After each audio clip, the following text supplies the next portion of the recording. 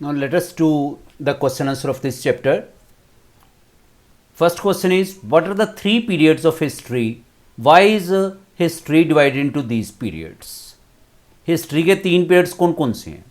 The three periods of history are number one ancient period, number two medieval period and number three modern period. ठीक है, एक तो ये अपने answer लिख देना है. फिर सेकंड पार्ट है, why is history divided into these periods? History को इन तीन पीरियड्स में क्यों बांटा गया है? History has been divided into these periods keeping in view the changes taking place during these periods. इन पीरियड्स में जैसे जैसे चेंजेस आए उनका ध्यान रखते हुए हिस्ट्री को इन तीन पीरियड्स में बांटा गया, इन तीनों पीरियड्स में. ठीक है, नेक्स्ट क्वेश्चन है, तो आपने ये आंसर यहाँ से देख कर लिख लेना है, चाहे लर्न कर लो, चाहे देख कर लिख लो, फिर उसको लर्न करो, फिर दोबारा लिखो ऐसे. How vast was India during the medieval period?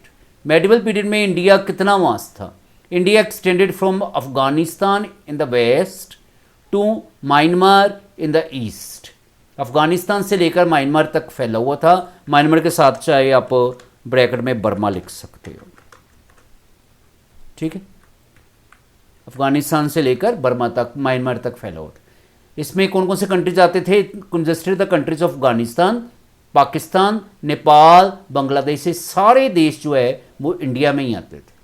ठीक है, next question, how did some places assume new names during the medieval period? Medieval period में कई जो हैं मतलब पुराने नाम, उनकी जगह नए नाम क्यों पड़ गए सिटीज़ के? When old towns and cities grew, जब ओल्ड टाउन्स और सिटीज़ बने, एंड अटेंड पकुलियर कैरेक्टरिस्टिक्स, तो उनकी विशेषता बन गई कोई. ठीक है, then they attained new names, तब उनके नए नाम पड़ गए. जैसे काशी है, attained the name of Banaras, Kashi का नाम पड़ गया बनारस क्योंकि ये धार्मिक स्थल था. इस तरह कोसला का नाम पड़ गया अवध. ठीक है, तो उनकी सिग्निफिकेंस को देखते हुए, उनकी पकुलियर कैरेक्टरिस्टिक को देखते हुए उनका नाम जो है वो चेंज किया गया था. Next, which areas does the term Hindustan signify? Hindustan का मतलब क्या है? The areas of Punjab, Haryana and those lying between reverse of Ganga and Yamuna signify Hindustan. Punjab का, हरियाणा का और गंगा और यमुना के बीच में जितना भी हिस्सा आता है वो हिंदुस्तान है. ठीक है, इसको हम हिंदुस्तान बोलते थे एंशियंट पीरियड में, मतलब मेडिवल पीरियड में भी. What are the important archaeological sources? Archaeological sources कौन कौन से हैं? इंपॉर्टेंट आर्कियोलॉजिकल सोर्सेज हैं जैसे बिल्डिंग हो गई, पेंटिंग्स हो गई, कॉइन्स, इंस्क्रिप्शंस एट्सेट्रा. लगे पता? By which name India was known during ancient period? Ancient period में इंडिया का क्या नाम था?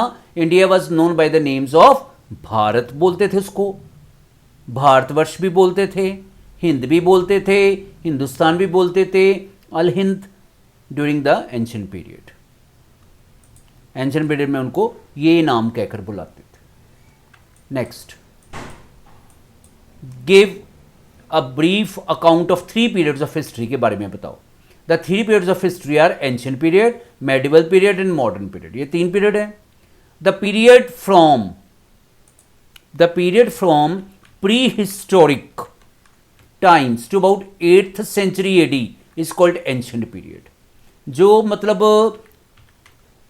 प्री हिस्टोरिक टाइम से 8th सेंचुरी तक जो पीरियड है उसको हम एंशियंट पीरियड बोलते हैं.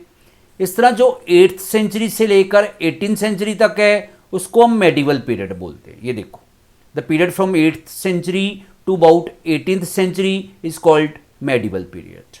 ठीक है, और the period from about 18th century to present time is called modern period.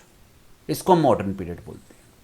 ठीक है, तो इसको ना थोड़ा सा आप ऐसे लिख लो, the three periods of history are, आप थोड़ा सा आपके लिए आसान हो जाएगा.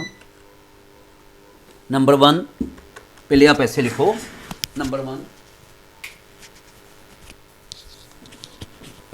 एंशियंट पीरियड, इसके आगे आप ऐसे लिख लो और फिर लिख लो द पीरियड फ्रॉम, इसको लिख लो,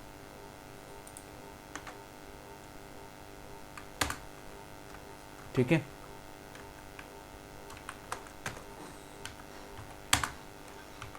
सेकेंड पार्ट में आप मेडिवल पीरियड लिख लो, ठीक है। और इसमें लिख लो द पीरियड फ्रॉम यहाँ तक,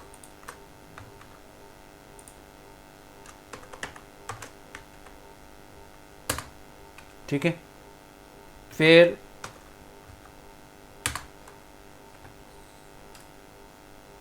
आप यहाँ पे लिख लो